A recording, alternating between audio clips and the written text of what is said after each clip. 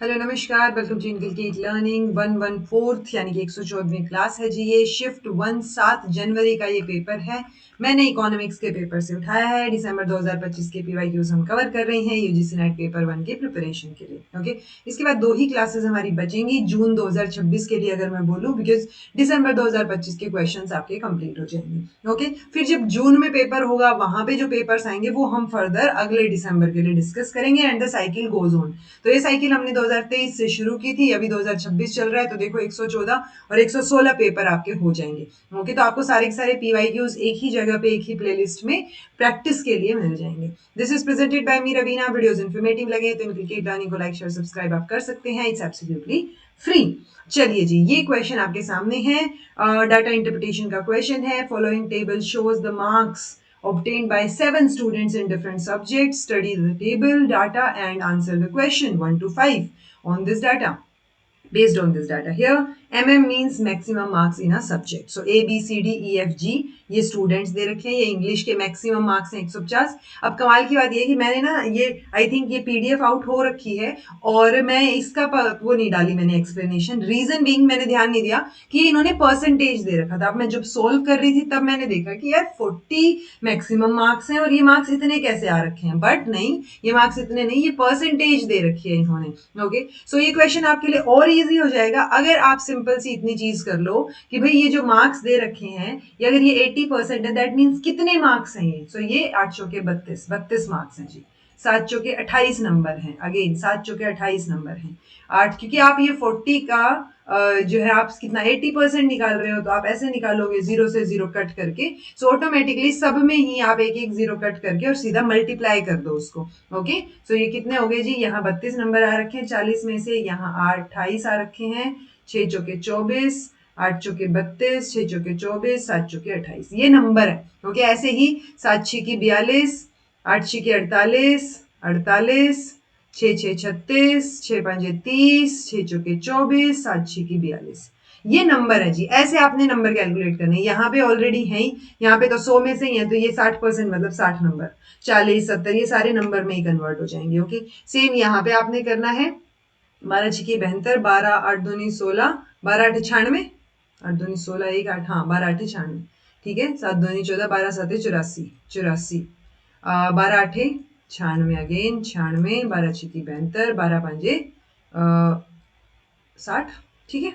सो ये नंबर है। ऐसे ही आपने ये वाले नंबर निकालने हैं। अब हम क्वेश्चंस देखते हैं। Okay, find the overall percentage in subjects of English, philosophy and IT respectively. So English में यहाँ पे ये इंग्लिश के हैं, यहाँ ये फिलोसफी के हैं, यहाँ ये आईटी के हैं। तो मैं ये वाले इजी हैं, इनको करके देख लेती हूँ, क्या पता इनसे ही आंसर आ जाए। ओके, तो डायरेक्ट इनको जोड़िए और इनका जो है ओवरऑल परसेंटेज निकालिए, क्योंकि ये 7 है तो 700 में से निकलेगी फिर। ओके, तो ये देखो 6 और 4 10, 100 और ये 150 ये हो गए, तो यानी 250, 250 और अगेन 150 ये हो गए, तो 300 और 400, ठीक है। 475, 475 नंबर है जी 700 में से।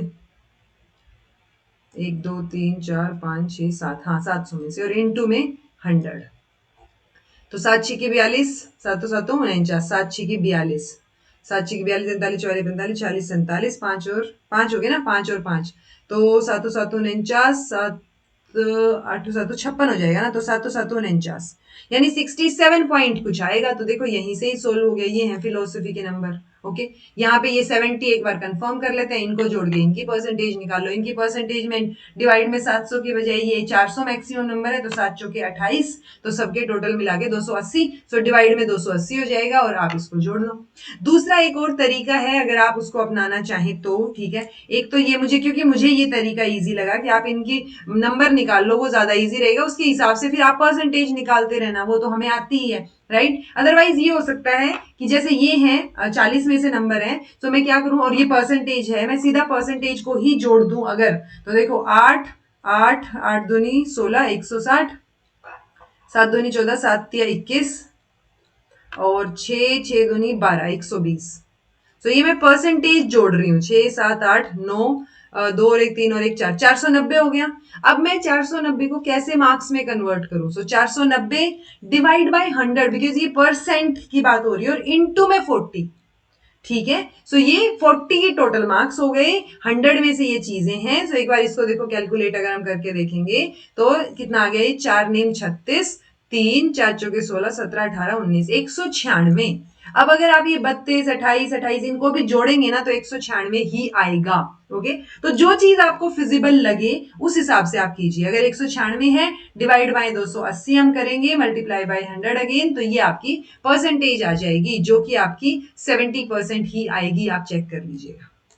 ठीक है जी। सो दोनों तरीके हैं, आंसर यहाँ पे तो फोर्थ हो जाएगा, हमें इंग्लिश का निकालने की भी जरूरत नहीं पड़ी, बट ये तरीका है। मुझे अगर चॉइस दी जाए तो मुझे इजी ये लग रहा है कि मैं इनके नंबर निकाल लूं, क्योंकि ये परसेंटेज दे रखी है। सो नंबर निकालना ज्यादा इजी लग रहा है मुझे, क्योंकि पहाड़े आते ही हैं इतने तो, ठीक है। सो वो इजी लग रहा है और उसके हिसाब से फिर आप जोड़ के परसेंटेज निकाल लो, right. Find the average marks in sociology and IT respectively obtained by all the students. तो ये है सोशियोलॉजी के मार्क्स, ये है आईटी के। अभी अभी हमने इनका देखा था, ये तो 196 आए थे, जोड़े थे जब मार्क्स, तो डिवाइड बाय 7 कर दो। ठीक है, तो ये क्या आ जाएगी, आपकी एवरेज आ जाएगी 7 दूनी 14, 7 आएगी 7 दूनी 14, 15 16 17 18 19 5 7 8 56 28। तो ये देखो ये 28 है। अब इसका 80 है या 84 है वो आप देख लो। तो अगेन आपको, या तो आप एक काम कर लो कि जैसे मैंने बताया, दूसरा तरीका अपना लेते हैं अब, ठीक है। 8 8 8 8 दूनी 16, 8 3 24, 240। देन आपका है 7 दूनी 14, देन आपका है 6 और 5 11, ठीक है। 4 4 8 और 1 9, 2 और 1 3 और 1 4, 490।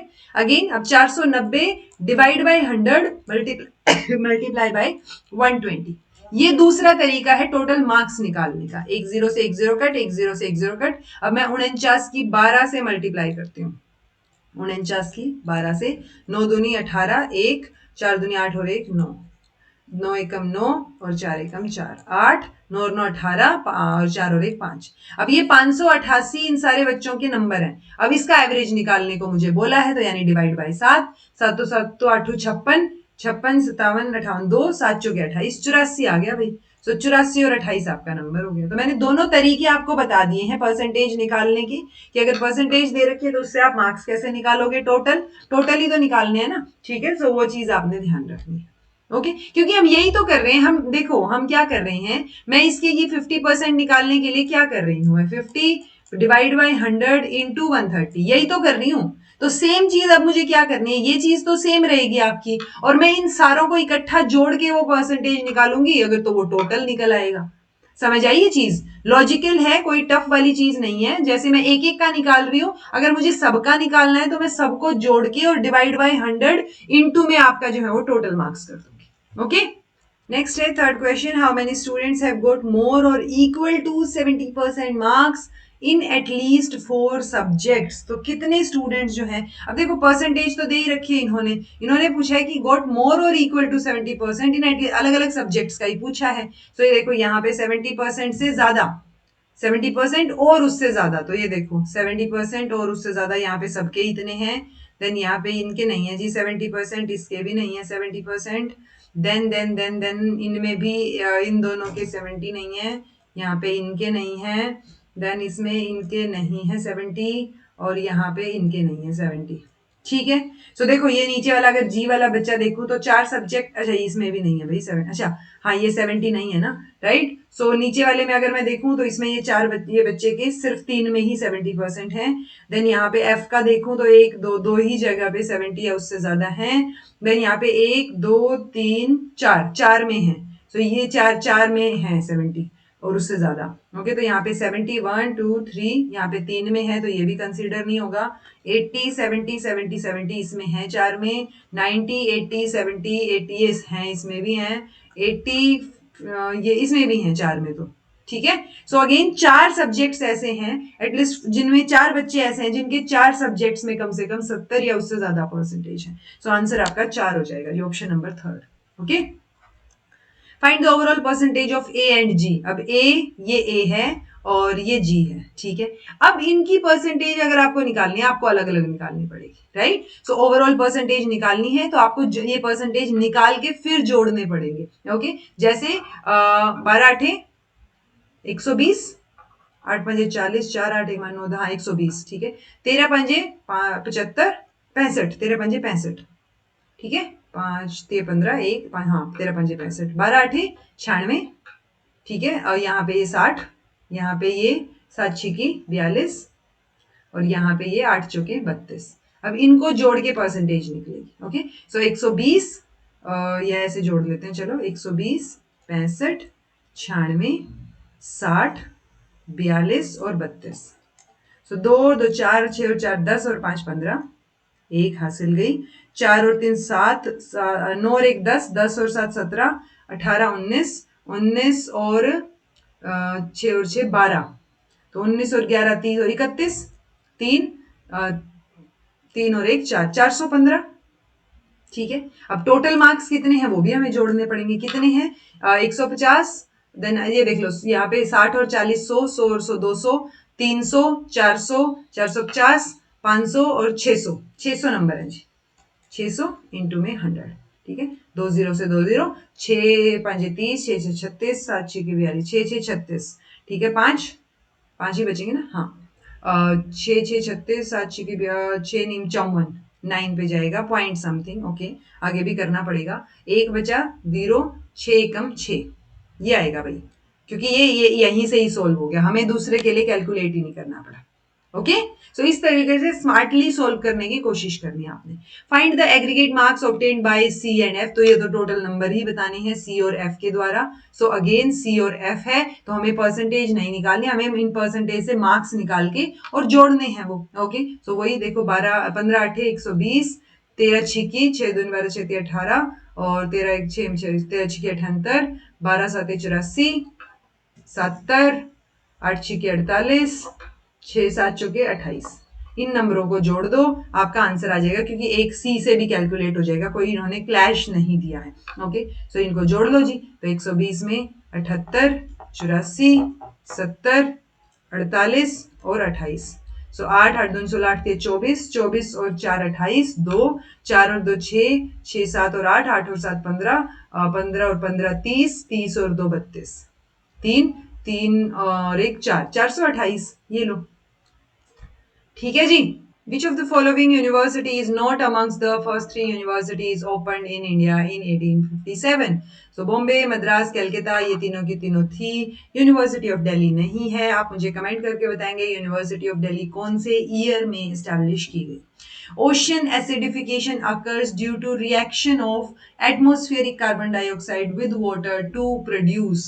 So ocean acidification हो रहा है, रिएक्शन हो रही है कार्बन डाइऑक्साइड की वाटर के साथ। सो ये सिंपल ही रिएक्शन है देखा जाए तो। यहां से आपका क्या बनेगा जी? कार्बोनिक एसिड बनेगा। ओके, चलिए, arrange the following in chronological order as per year of their enactment. Working journalist act, first press regulation act, contempt of court act, the indecent representation of women act. So देखो, point सिर्फ इतना सा है कि अगर आपको नहीं भी पता तो भी कोई बात नहीं, मान लो एक क्वेश्चन नहीं आता, बाकी तो आते होंगे, बाकी चीजें तो हैं, तो आपने डरना नहीं है ऐसे किसी क्वेश्चन से।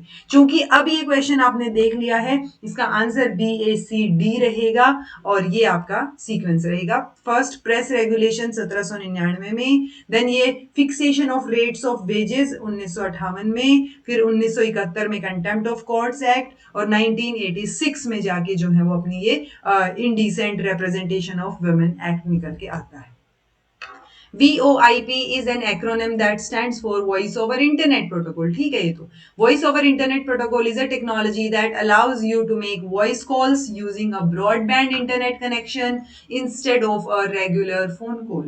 So ये ठीक है, बिल्कुल दोनों की दोनों स्टेटमेंट सही है, करेक्ट एक्सप्लेनेशन है। Okay, as a junior research fellow you plagiarised someone's work, आपने प्लेगरिज्म कर दिया है, एंड यू कॉट, आपको पकड़ लिया गया, you are caught, what is likely consequences, तो क्या कॉन्सिक्वेंसेज हो सकते हैं, क्या पेनल्टीज या क्या रेपरकशंस आपको भुगतने पड़ सकते हैं। आपको ये तो समझ आ रहा है कि प्लेगरिज्म किया है तो गलत किया है, सो ऑब्वियस सी बात है you will not be awarded for that over time, तो आप अवार्ड तो नहीं मिलेगा आपको। ओके, अवार्ड नहीं मिलेगा, एक ऑप्शन कट आउट हुआ। The research article is retracted with public documentation explaining the reason, तो उसको रिट्रैक्ट किया जा सकता है। Institute funding your research takes disciplinary, वो एक्शन ले सकता है जो इंस्टीट्यूट आपको फंड कर रहा है।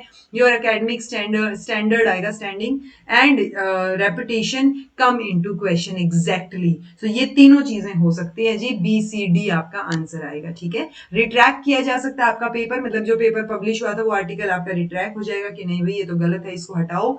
इंस्टीट्यूट जो आपको फंड कर रहा है, मान लो जीआरएफ की बात हो रही है तो यूजीसी आपको फंड कर रहा है, तो वो आपका डिसिप्लिनरी एक्शन ले सकता है और आपकी जो एकेडमिक रेपुटेशन बनी हुई है उसके ऊपर क्वेश्चन उठेगा।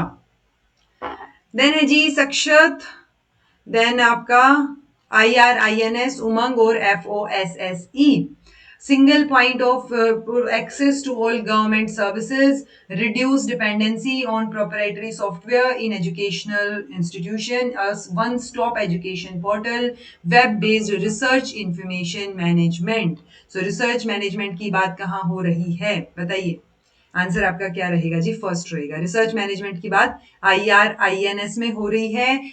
ये आपका ये सक्षत जो है, ये सक्षत है या सशक्त है, एक बार मुझे बताइएगा, मुझे बोलते हुए भी ऐसे लग रहा है, तो सशक्त होना चाहिए ये। ठीक है, तो ये आपका एक स्टॉप सॉल्यूशन हो गया, एक वन स्टॉप एजुकेशन पोर्टल हो गया। देन आपका ये उमंग जो है वो सिंगल पॉइंट हो गया to access all government services, और FOSSEE जो है वो आपका रिड्यूस करता है डिपेंडेंसी किसी भी सॉफ्टवेयर के ऊपर। सो पॉइंट ये है कि आप इनकी फुल फॉर्म्स जो है वो कमेंट करके बताएंगे, फुल फॉर्म पूछी जा सकती है। Okay, which of the following research design entail studying to contrasting cases using more और लेस आइडेंटिकल मेथड। सो कौन सा डिजाइन जो है वो यहाँ पे सुटेबल रहेगा, दो कॉन्ट्रास्टिंग केसेस जो हैं उनको मोर और लेस आइडेंटिकल मेथड्स को यूज करते हुए। ठीक है, यानी दो केसेस हैं जो मोर और लेस आइडेंटिकल मेथड्स यूज कर रहे हैं, उनको आप कौन से रिसर्च डिजाइन से स्टडी करोगे, कंपैरेटिव, एक्सपेरिमेंटल, लॉन्गिट्यूडनल या लैटिट्यूडनल। लैटिट्यूडनल करके तो होता ही नहीं है कुछ, लॉन्गिट्यूडनल और क्रॉस सेक्शनल होता है। ठीक है, सो यहाँ पे आप क्या कर रहे हो जी, आप दो कॉन्ट्रास्टिंग केसेस की बात कर रहे हो तो आप कंपेयर करोगे, कंपैरेटिव डिजाइन यूज करोगे। Okay, which of the following characteristic of mass communication are true? It needs a mass medium, obviously it is impersonal communication, it has gatekeepers, the feedback is ultra fast. feedback नहीं, mass communication में feedback fast नहीं होता है, it is very cheap और no cost involve. सो feedback तो ultra fast नहीं होगा for sure. अगर फीडबैक अल्ट्रा फास्ट नहीं हुआ तो आपके ऑप्शंस जो हैं वो सिर्फ A, B और C बचता है। ठीक है, कि मास मीडियम की जरूरत पड़ेगी, इम्पर्सनल कम्युनिकेशन रहेगा, कि फीलिंग्स वगैरह ज्यादा इंक्लूडेड नहीं रहेंगी, और गेट कीपर्स होते हैं इसमें। तो A, B, C आपका आंसर हो गया। NCERT, NAC, NIRF, AICTE और UGC क्रोनोलॉजिकली आपको लगानी है ये चीजें। तो सबसे पहले AICTE आया था 1945 के अराउंड, सो डी सबसे पहले, यहीं से ही आंसर आ गया लो। देन आपका UGC आया, फिर आपका NCERT 1961 में, देन आपका NAC आया, और NIRF की तो अभी 2015 में ही शुरू हुई थी। ओके, सो ये 2015 में रैंकिंग शुरू हुई NIRF की, NAC की 1994 में, NCERT 61, UGC 56 और AICTE 1945। Arrange the following terms in order of increasing extension. So देखो सेम चीज है, CIDE, increasing connotation is equal to intension, यानी इंक्रीजिंग कॉनोटेशन, डिक्रीजिंग डेनोटेशन। तो ये आपका क्या हो गया, और इसी को इंक्रीजिंग इंटेंशन भी बोलेंगे। ठीक है, देन ये आपका डेनोटेशन एक्सटेंशन, तो ये इंक्रीजिंग डेनोटेशन, इंक्रीजिंग एक्सटेंशन और डिक्रीजिंग कॉनोटेशन हो जाएगा। आपसे इंक्रीजिंग एक्सटेंशन पूछा है तो ये तो आपको सिंपल सी बात है कि आपने एक्सटेंड करनी है चीजें, स्मॉल से बिगर लेवल पे जाना है।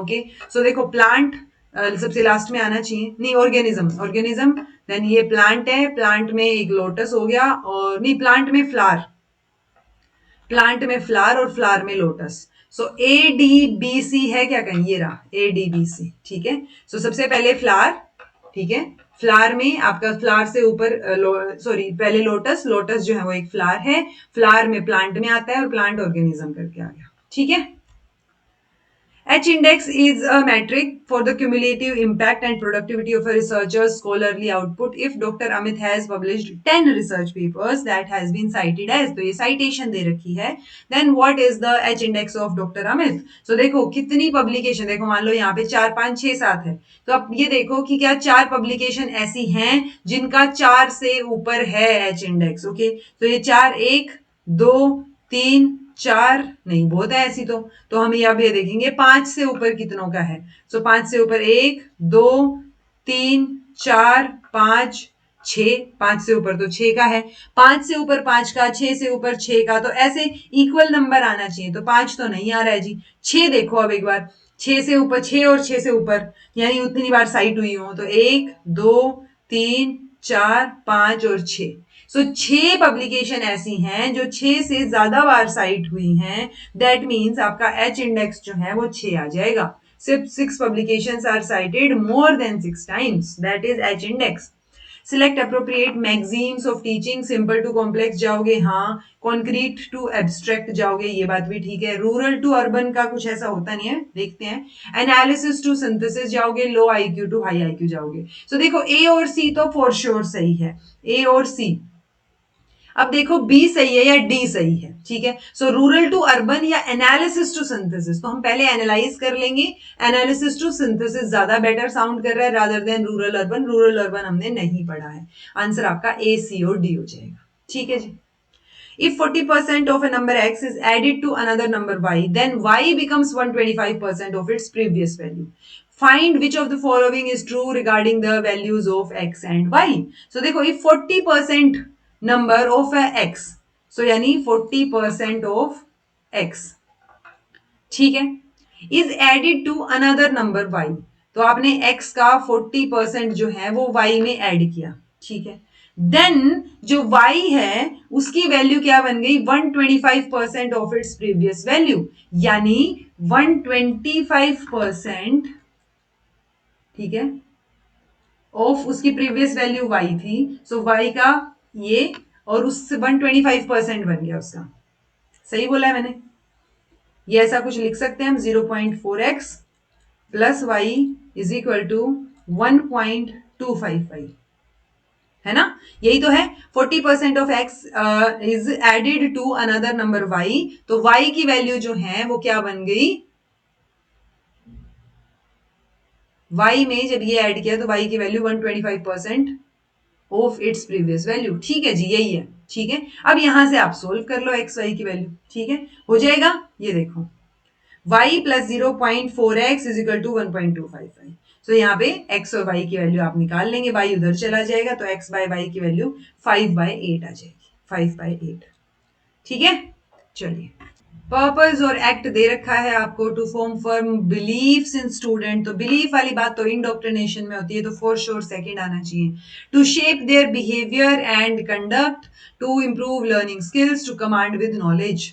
तो देखो ये सेकंड से हो रहा है क्या सोल्व, ये सेकंड से ये सोल्व हो रहा है कि सी का फोर्थ ही आएगा। सो सी का फोर्थ मतलब ये बोल रहे हैं लर्निंग स्किल को इंप्रूव करने के लिए आप कंडीशनिंग करो उसकी, ठीक है, आपको रिपीट कर करके देखनी पड़ेंगी चीजें। अब बात आती है to shape their behaviour and conduct और to command with knowledge. Command instruction की तरह हो गया और अपने बिहेवियर को उनके बिहेवियर को और कंडक्ट को शेप करने के लिए आप ट्रेनिंग दोगे, ठीक है। सो 2 3 4 1 ऑप्शन नंबर थर्ड आपका सही हो जाएगा। Mass communication is the process of delivering information, ideas, and attitudes to a sizable and diversified audience. ठीक है, it uses media developed for that purpose. इसी पर्पस के लिए ये जो है ये मीडिया को यूज करता है जो इस पर्पस के लिए बनाया गया है। सो बात तो ठीक हो रही है। मास कम्युनिकेशन जो है is the process of delivering information, idea, attitude, ये चीजें वो एक साइजेबल और डाइवर्सिफाइड ऑडियंस तक पहुंचाएंगे, यानी बड़ी ऑडियंस और जो डाइवर्सिफाइड ऑडियंस हो। ठीक है जी, दोनों स्टेटमेंट सही है और करेक्ट एक्सप्लेनेशन है। Find the missing term in the series -1, 2, 7, 23, 34.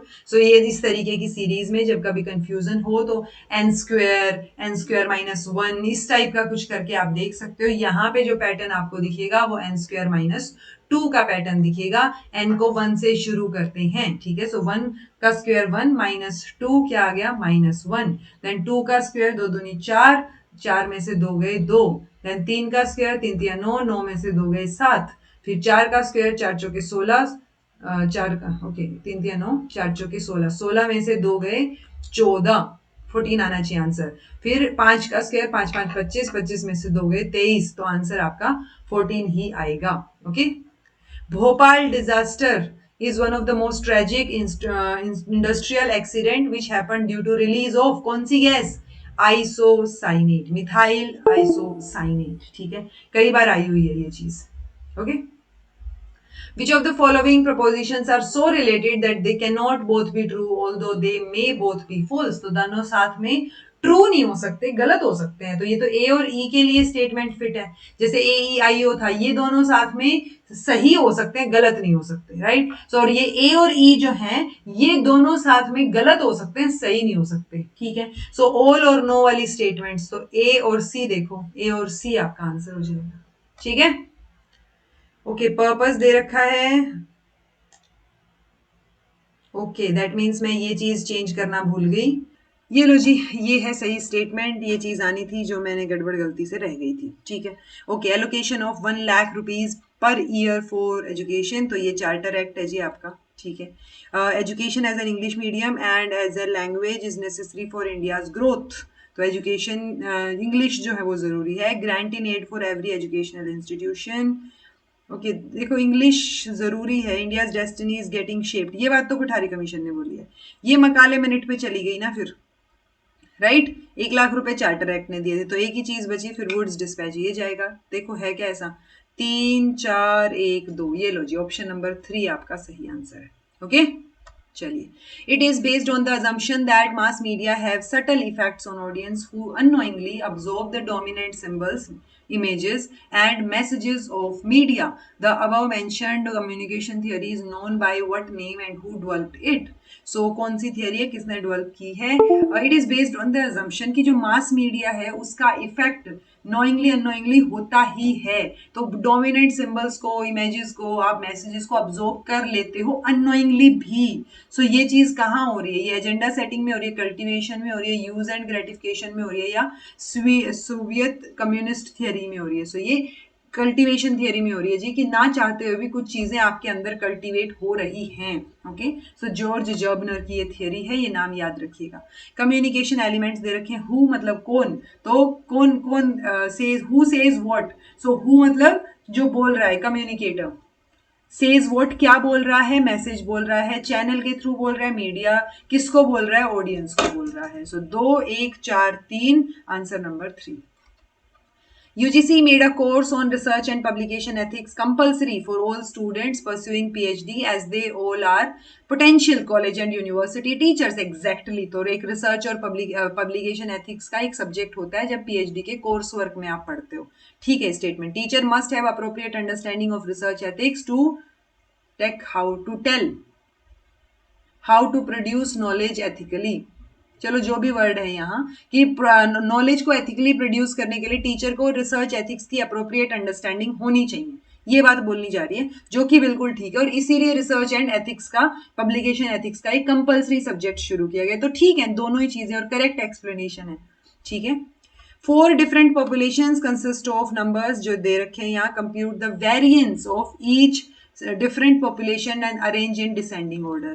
तो आपको वेरिएंस निकालना आना चाहिए, या तो आपको ये बताओ स्टैंडर्ड डेविएशन का स्क्वायर जो है वो वेरिएंस ही होता है, तो आपको फिर स्टैंडर्ड डेविएशन निकालना आता हो, राइट। सो आपको फॉर्मूला पता होगा तभी आप कर पाओगे। ये फॉर्मूला है जी, समेशन एक्स का square divide by N minus mean का स्क्वायर। तो पहले आप मीन निकाल लो, मीन इज लाइक सबको जोड़ के डिवाइड बाय जितने नंबर है वो, ओके। मीन निकल गया आपका। अब मीन यहाँ पे वही समेशन ऑफ एक्स का स्क्वायर और डिवाइड बाय एन, तो ये फॉर्मूले से आप करके देखना। 14449 और 6.25, ये इनका क्या निकल के आएगा, वेरिएंस निकल के आएगा, ओके।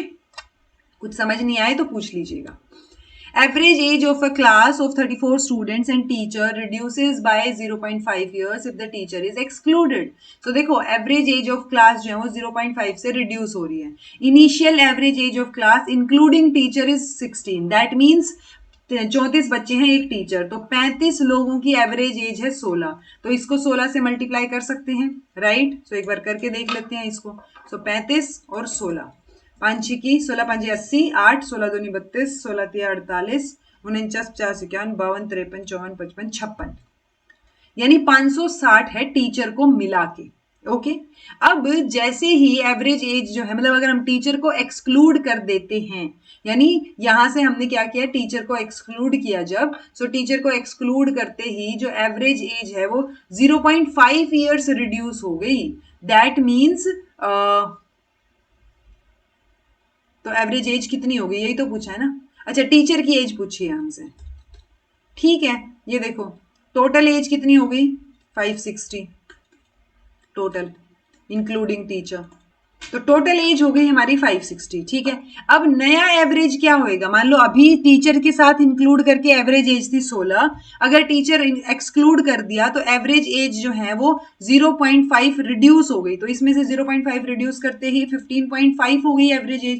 दैट मीन्स 34 बच्चों की एवरेज एज हो गई आपकी 15.5, राइट। सो ये जो वैल्यू आएगी इसमें 560 में से ये वैल्यू घटानी है अपने को, तब जाके हमारा आंसर आएगा।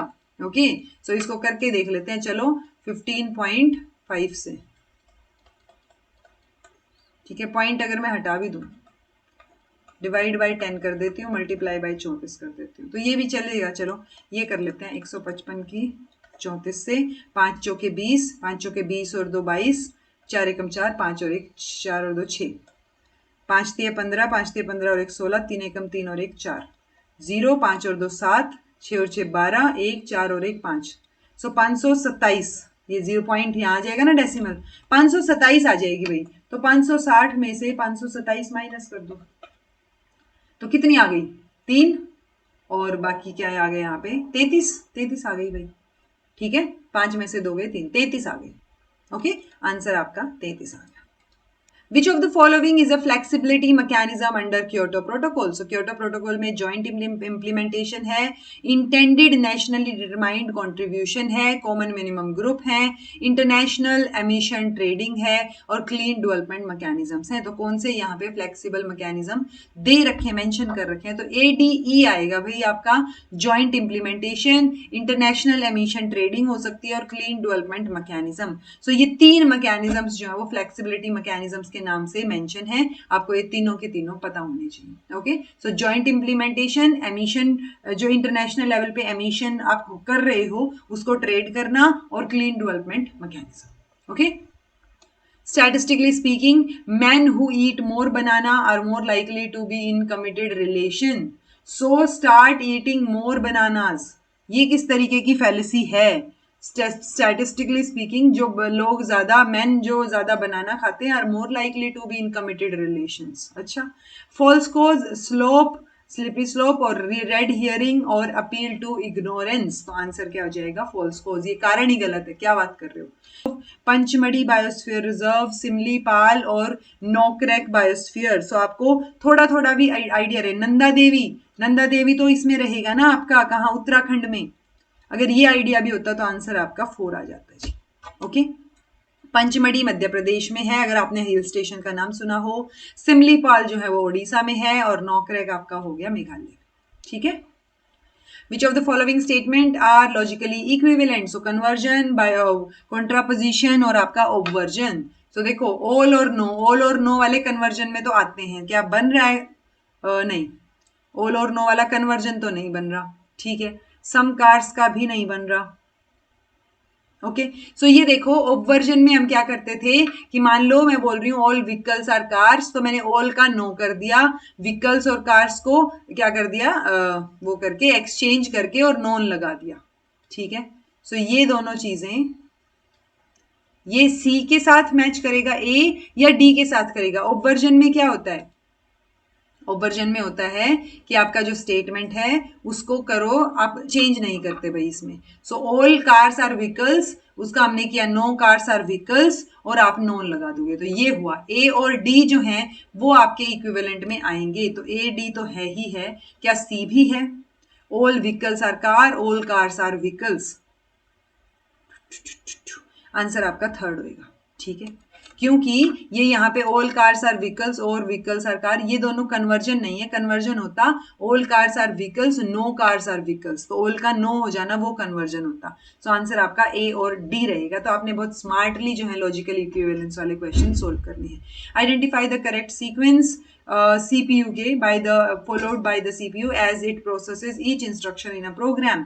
तो सबसे पहले क्या होगा, स्टोर करेगा, डिकोड करेगा, फेच करेगा, एग्जीक्यूट करेगा। पहले तो इन्फॉर्मेशन जो आपको दी जा रही है उसको फेच करेगा ना, फेच करके उस इन्फॉर्मेशन को डिकोड करेगा, डिकोड करके कोई प्रोग्राम एग्जीक्यूट करेगा, और फिर स्टोर करेगा। आंसर आपका सेकंड हो जाएगा। ओके, ऑर्डिनल, रेशियो, नॉमिनल और आपका इंटरवल, ठीक है। डिग्री, जहां पे भी टेम्परेचर की बात आए वो इंटरवल में आता है, ठीक है, फॉर श्योर 100%। ठीक है जी।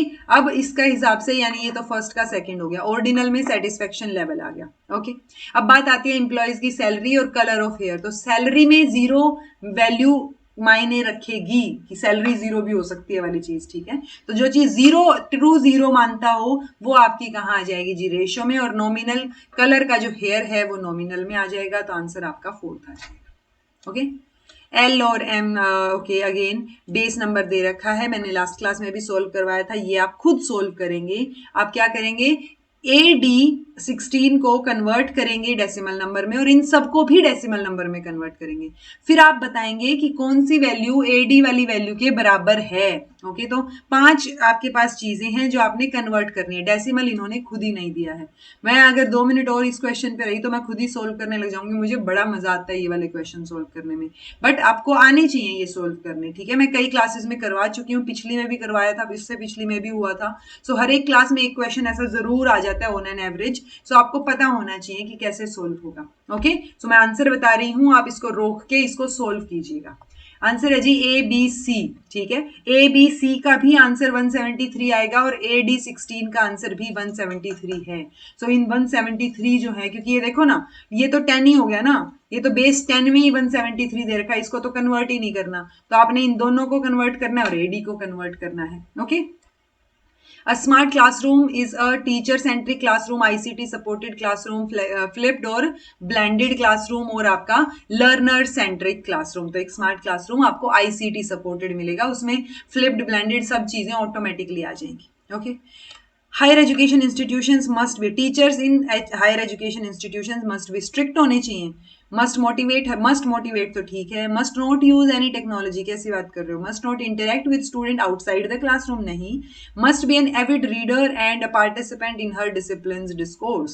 सो देखो फॉर श्योर सी और डी तो नहीं आएगा, सी और डी नहीं आएगा, तो आंसर ही आपका बी और ई बचा, ठीक है, कि रीडर होना चाहिए अच्छा और मोटिवेट करे बच्चों को। Okay, arrange the following in increasing order of their percentage. तो 425 out of 500 divide by 500 multiply by 100, इस तरीके से आपने ये सोल्व करनी है। परसेंटेज कर लोगे तो परसेंटेज जो है उसको किसमें, इंक्रीजिंग ऑर्डर में लगाना है, लगा लोगे, मुझे पता है। ओके, सो इजी है, कोई दिक्कत वाली बात है नहीं इस क्वेश्चन में, आंसर आपका फर्स्ट होगा।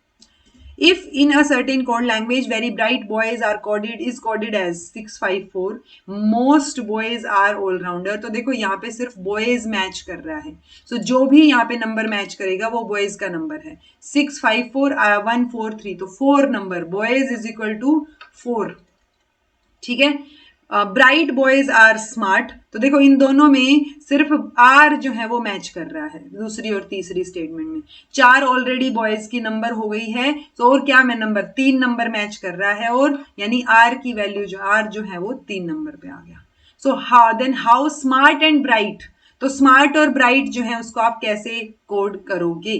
ओके, हमने क्या किया, बॉयज को हम 4 हमने कैलकुलेट कर लिया, boys is equal to 4, R is equal to 3, ठीक है।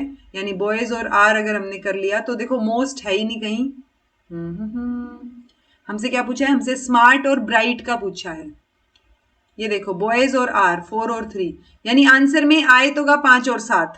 अब 5 और 7 किस सेंस में आएगा वो हमें देखना है, एक ही जगह दे रखा है 5 और 7, तो ये लो, सेंस की भी जरूरत नहीं है, आंसर सेकंड आएगा, ठीक है। Arrange the following environment related acts in order of their enactment। Wild life protection, air, तो सबसे पहले तो वाइल्ड लाइफ प्रोटेक्शन था, राइट। वाइल्ड के बाद फॉरेस्ट था, फॉरेस्ट के बाद आपका जो है वो एयर था। सो वाइल्ड, फॉरेस्ट, एयर, एनवायरमेंट, और उसके बाद जाके आपका नेशनल ग्रीन ट्रिब्यूनल एक्ट, तो आंसर आपका सेकंड हो जाएगा जी, ठीक है। तो ये ऑलरेडी हमने कर रखे हैं। चाणक्य कंपोज्ड अर्थशास्त्र इन एट वालाभी यूनिवर्सिटी, नहीं चाणक्य वालाभी में तो थे ही नहीं, राइट। पाणिनि, ये चाणक्य भी जो है पाणिनि के साथ तक्षशिला में ही थे। पाणिनि जिन्होंने अष्टाध्यायी लिखी है वो तक्षशिला के थे। तो ए गलत है, ए गलत है, तो दो ऑप्शंस गलत हो गए, बी सही है। तो अब बी डी ई है या बी सी डी ई है? दैट मीन्स डी और ई तो ऑलरेडी इन्होंने सही बता दिए कि अग्रहास जो है वो was an educational institution with a whole statement of Brahmanas. Jain educational institutions are also known as basadis. तो ये आचार्य शीलभद्र जो है वो हाईएस्ट लिविंग अथॉरिटी थे ओदांतपुरी की? ऐसा नहीं है जी। सो बी डी ई आपका आंसर आएगा।